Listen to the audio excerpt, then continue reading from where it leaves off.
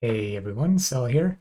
In this video, I'll be going over my general strategy and targeted loot, I suppose, and the opening of that loot from a bunch of divination scarabs of the Cloister. So I ran 250 of these across 50 maps. Most of those maps were Haunted Mansion. You'll see me running that in the background with my general way that I would normally run these. And essentially, this is a pure stack deck farm. It's one of the two, I suppose, three things I kept track of. I didn't keep track of Divine Orb drops or anything like that because, yeah, you're going to get some along the way, but there are much better ways to get every other kind of loot other than stack decks. So, pure stack deck farm. And yeah, just kind of look at the results of that. I did start originally with City Square as my map of choice, as many people do for this strategy, and I switched away from that because I wanted to run some astrolabes in the southwest quadrant of the Atlas for currency instead of gem rewards in the northeast quadrant. And I experimented with running a couple of maps in that quadrant before I landed on Haunted Mansion. It's just such a dense, tightly packed map, especially when you're adding a bunch of additional packs from the Scarabs. And you may have caught at the beginning of the video or when I enter the Mirage at some point here that essentially as soon as the map starts, I go in and it clears like a quarter of the map because of the poison proliferation on my build. So very convenient. I would not do this strategy on a build that has a rough time with proximity shields. It's just going to be really annoying. And this strategy, in my opinion, is really only worth running in bulk because you really only want to be getting an opening stack decks in bulk. You're just not going to get anything substantial, in solo self-found especially. 1/5 of a stack of cards does nothing. It represents potential to gamble up to 5, say if you get like an apothecary or something. But on its own, it does nothing. So I wouldn't really be opening stack decks myself, and I really haven't opened any of the ones I've gotten up until this point, just because it kind of feels like a waste of time to me. And I'm doing this now mostly for the science of how fast can we get stack decks in solo self-found, including some scarab farming, in order to see is that a viable method of obtaining some uniques that have divination cards, especially now that we have a second Mageblood card. Obviously, you would expect to get, roughly the same amount of each. One's a stack of 5, one's a stack of 8, so there's a little bit of a difference there. But for the most part, you might finish off one while still having a stack of the other, which means you could theoretically focus on one and try to gamble the other, if that's something you wanted to do. But yeah, so I did land on Haunted Mansion as my map of choice, like I said. The City Square strat was yielding me about 80 stack decks per map. And again, that's with 5 Cloister Scarabs. You do not want to run them with fewer than 5 Scarabs. And I also tracked some of the maps I was testing in the southwest quadrant. And of the ones I ran, Haunted Mansion was definitely the best. I was, again, averaging 80 stack decks from City Square. And my minimum I got from Haunted Mansion was 91. And these are the no dupe counts. No basic currency duplication from altars. I did get some, of course, from the maps that I ran. But for the sake of those counts, I never counted the ones that I had currency duplication on. And if you're curious about the, peak I did max out at 123 stack decks in a single map. And again, that's without currency duplication. I had some with currency dupe that I ended up getting around the 120s for. I might have peaked a little higher than 123. But I know I had a couple of 119s, 121s. It's pretty easy to count them after I was done with the map. There's not a lot of loot to pick up in this strategy. It's mostly the decks. So pretty easy to get in there and count each stack, but also I cleared out my currency tab to see exactly how many there are at the end. So I guess it's time to jump in and look at the results. All right, back in game here, and like I said before, I did keep track of 3 things. I was running astrolabes, like I said, but I did not keep track of any of the loot. It wasn't anything substantial anyways, just a couple of annuls and a memory strand orb. That was pretty much it. So first and foremost, the stacked decks. From 50 maps, I got 4,477. And if I do the quick math over here, that's an average of 89.5 stacked decks per map. And because I ran my first 15 to 20 of my 50 maps in City Square, I think this should be closer to 5,000 if I ran all of them through Haunted Mansion. I suppose I should discuss the manner in which I ran them, supplies and such. Like I said, 5 Divination Scarab of the Cloister. You don't want to run less than 5 of these. Even if you have some that you want to run, but you don't have your 5th Scarab slot unlocked or anything like that, get those unlocked first. That should be a priority because every one of these you use makes the other ones better. That's just how it is. I guess there's kind of a multiplicative effect because the devoted 1% additional chance to drop a stacked deck, it's kind of the same situation as Void Stones, same kind of phrasing. You have a chance to drop a Nightmare map per Void Stone. So with 1 Void Stone, you have 0.4% chance per Void Stone. If you have 2 Void Stones, you have 0.8% chance per Void Stone. So going from 1 to 2 doesn't double your chance, it quadruples it. Similar effect at play here for the Cloister Scarab because it adds additional packs and additional chance for each monster in those packs to drop a stacked deck. I also ran 8 mod corrupted maps. I don't believe I set a minimum pack size on these. I just use my normal regular expression to look for maps my build can run. I did at one point consider running originator maps. I have quite a few, even some corrupted at this point. And you'll see even one that isn't particularly rolled for pack size can hit 50+%, 52, 54, etc. Whereas the 8 mod corrupted maps usually peak out around 45, but usually average somewhere in the 40 to 42% range. And pack size is really the only thing that matters for this strategy, for the stack deck portion especially. And yeah, I decided to keep it basic for this one. If I do more of this farm in the future or another test, I may decide to chaos spam some originator maps for high pack size. I wouldn't do like Maven Chisels or anything like that. I don't think it's worth it, but I have loads of extra chaos at the moment, so I wouldn't mind blowing some of those if I do end up running the strategy some more. And the last thing I kept track of was King in the Mist invitations. And as you might have noticed in the footage, I was running the ritual every map, and that is part of this broader strategy if you're not familiar.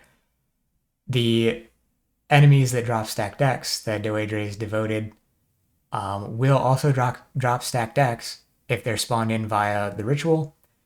So this farm is better than it's ever been thanks to Mirage duplicating the ritual on top of, the monsters themselves in the map, which is why you can get such high numbers as 90 to 120 stacked decks per map. Just pretty crazy in that regard. So I did keep track of my King in the Mist invitations, and I ended up getting 23. Now that's quite a lot more than I expected, and here's why. I got 2 nameless rituals basically back to back, and that accounts for 17 of these audiences, because you get shown. Or does it? Yeah, it must be 17. You get 3 pages, or sorry, 4 pages worth of ritual loot with at least one of these guaranteed in a nameless ritual. You get that per ritual. You get that twice from the Mirage. So I had guaranteed 16 from getting that encounter twice and having the Mirage hit the rituals. And I got an extra one somewhere in that mix during the usual rolling. And then the other 6 came from the regular ritual loot rolling. You can just find them randomly, especially in the Mirage. That seems to have a slightly higher chance of having audiences in the normal loot. And I'll flash my atlas here, but I'll also post this down in the description. A lot of what I have here isn't necessary. I didn't know if the magic mob count from Shaping the Skies would impact the Dowager's Devoted pack size at all, but I decided to throw it in because there's not really a whole lot else you can include in this type of strategy. Obviously, you pick up all the pack size. You can, via the explicit modifier effect, the pack size from this map wheel over here. Increase magic enemies. Again, not really sure if that has an impact, but it probably does. All the ritual nodes for rolling and guaranteeing the ritual itself. I went up and picked up Synthesized Stability because I was running Astrolabes, but not necessarily something you have to do. I also had the Memory Tear chance fully spec'd in because I knew I was going to be doing a high volume of maps. I don't think I got a single one in my 50 maps, actually, now that I think about it, so that's kind of unfortunate. And some more miscellaneous stuff, some Scarab nodes here, because you are running 8-mod maps, killing a lot of enemies. It is going to be a lot of loot overall, for the most part. And then the usual Eldritch pack size stuff. I do pick up Wrath of the Cosmos here because with Void Stones, you can get Searing Exarch modifiers on Eater of Worlds altars. So really trying to maximize my chance at currency duplication. Again, I didn't really end up getting a lot. Yeah, probably only like 1 to 8 maps did I find currency duplication, really only a handful of times in total. And mechanic blocking for everything but ritual to help guarantee that the ritual lands in the Mirage. And I believe there was only 1 map I had out of the 50 where the Mirage was not in the ritual. So that worked out great. And lastly here, before I get to the opening of the stacked decks, I did keep track of gold. I got about 4.6 million gold, which is actually an eerily similar ratio to the stacked decks. Those are about 89.5 per map. And I got about 91.9 thousand gold per map, almost 92,000. I am running 98% rarity, and that's non-rare and unique enemy specific. No Giannis mod here on my helmet. So yeah, that is a pretty sizable amount of gold. The maps weren't the fastest for me to run. I think I just play slowly. Took me 5 or 6 minutes per map. Putting this at about 5 hours in total. So yeah, pretty decent amount of gold, all things considered. Now I'm going to fix up my Wealthy Exile and look into opening these decks. Oh, and I'm actually going to pull from my stack here and open 5,000 just for a nice round number. And I'll leave these ones out for now. And yeah, see you in a minute. I also wanted to mention here because I saw a Reddit post where somebody opened, I believe it was 120,000. And people in the comments were like, hey, how does your wrist feel after this? And they were not aware, the commenters, not the person that opened the 120,000, they're not aware that you can hold control and right click now to automatically open the stack decks. And if you're in a zone that you can throw stuff on the ground, you can hold control shift and right click and it'll toss them on the ground. So yeah, I'm gonna get to it. Let my filter do some of the work here. Obviously not be able to pick up all of this kind of junk. Although I should be showing things like the mountain. I guess I'm just not going to worry about that too much. Pretty minor thing anyways, but yeah, gonna open these up and be back in a moment. All right, that's finally done. That took me longer than I expected. About 40 minutes, 35, 40 minutes to open all 5,000. But we're done. I landed on opening them in my hideout and not dropping them to the floor. It was really annoying, dealing with the limit of stuff on the floor and resetting the zone to get rid of everything on the floor.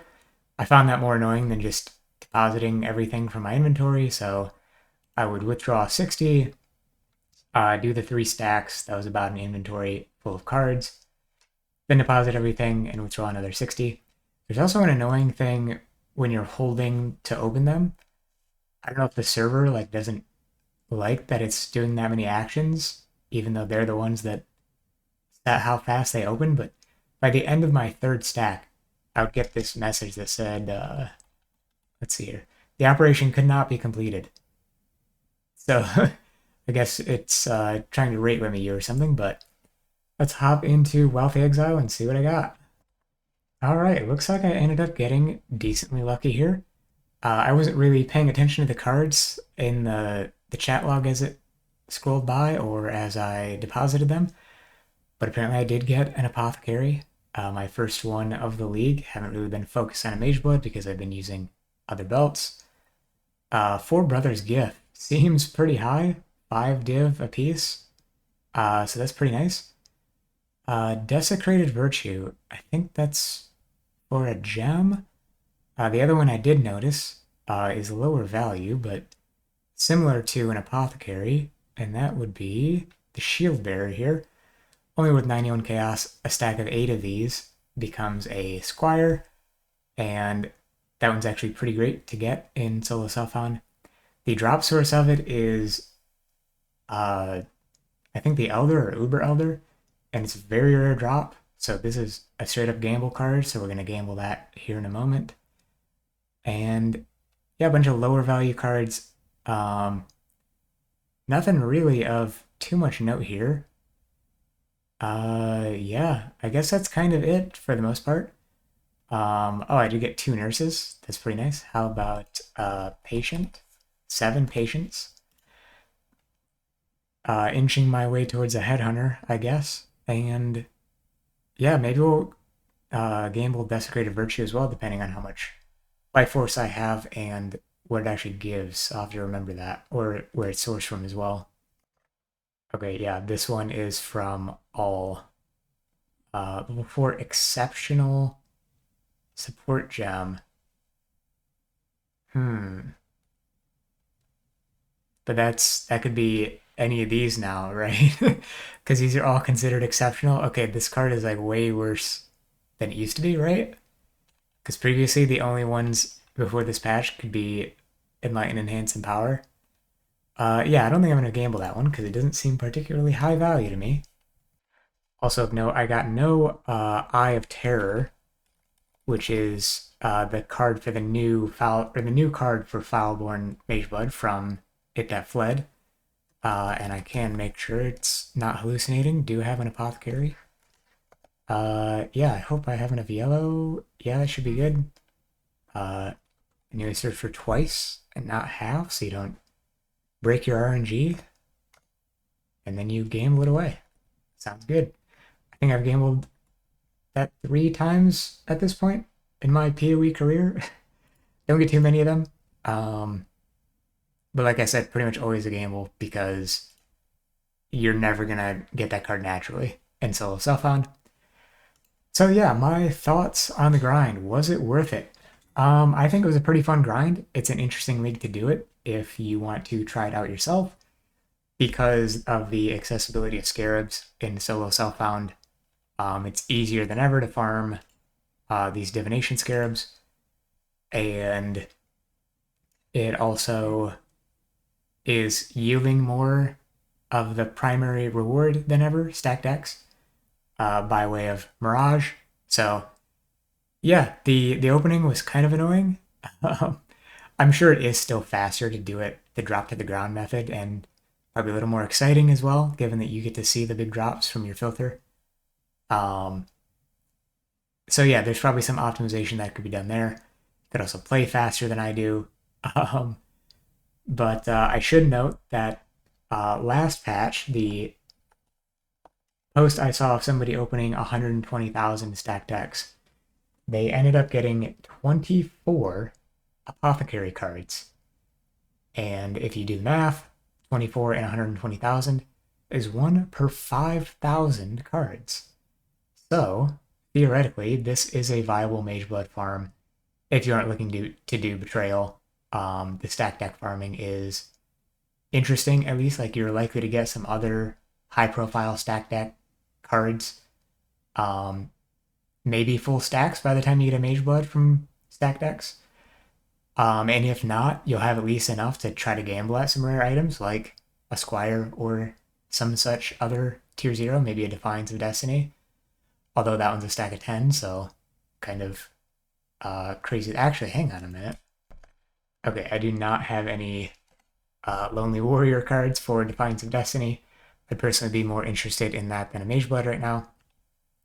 And the last thing I didn't mention earlier, I kind of mentioned Ritual in terms of the Nameless King invites, but there's also synthesized items and other miscellaneous loot, but that was the exciting one for me. I was seeing quite a few synthesized rings just from my normal rolling, and I wasn't like juicing the ritual or anything. I was getting some vessels just randomly from the Atlas passive, as well as I was stocking up whenever I didn't have anything worth buying. I would just buy as many splinters as I could. So I've got 64 vessels. Most of those are from this, a few from prior to this grind. So yeah, if you have any interest in like the general ritual loot or doing more ritual in the future, then yeah, absolutely try this out. Pretty fun farm, pretty interesting to get, random divination cards and whatnot. And people like opening stack decks, so if you're one of those people, then yeah, I think it's more worthwhile to do now in solo Self-Found than ever. So if you go for it, good luck on the high-profile cards. Thanks for watching, and I'll catch you next time. New video coming soon about loot from 508 mod maps in King's March to compare to my previous video, so stick around for that. See ya!